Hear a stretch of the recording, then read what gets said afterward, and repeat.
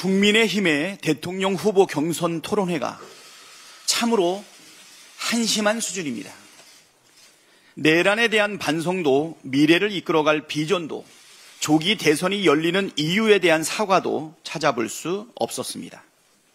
국민의힘은 없고 온통 민주당만 있는 토론회였습니다. 내란 속에 윤석열을 배출한 한때 여당으로 국정 혼란과 위기를 낳은 책임을 지고 사과부터 하는 것이 최소한의 도리와 염치이지만 어떤 반성도 사과도 없었습니다. 오히려 한 후보자는 왜 자꾸 윤석열을 끌어들이냐고 되묻기까지 했습니다.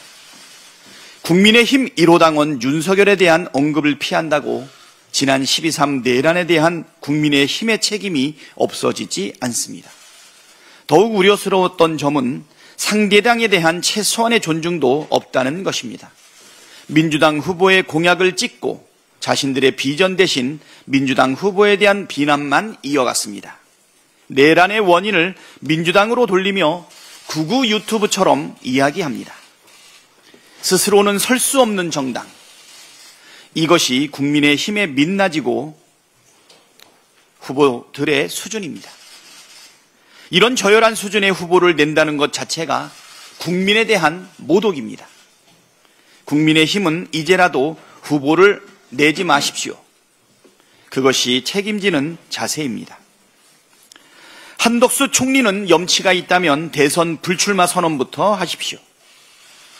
제65주년 4.19 혁명 기념식에서 국민 통합, 상생, 법치와 협치를 외치고 18일 제45회 장애일의 날 기념식 축사에서는 우리가 이룩하고자 하는 대한민국이라며 국가 비전을 발표하고 나섰습니다.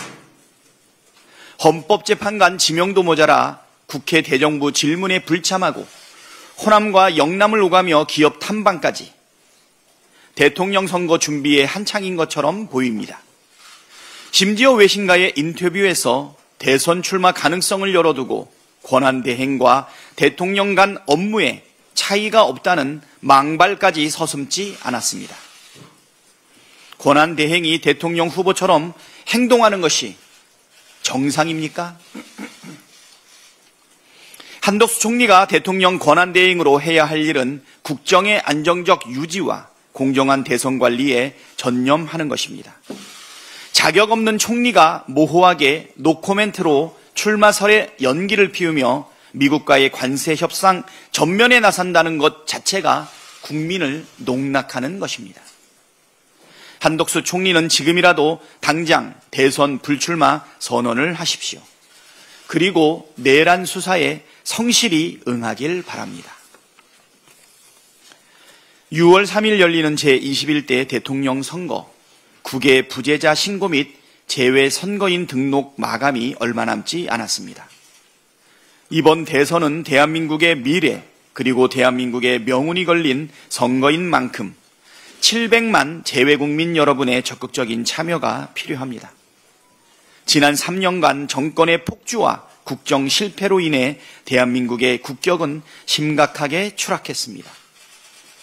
모국이 어려운 일에 처해 있을 때마다 나라의 위상이 흔들릴 때마다 중심을 잡고 민주주의를 바로 세우기 위해 노력해 오신 재외 국민 여러분께서 다시 대한민국을 일으켜 세우는데 동참해 주시길 당부드립니다.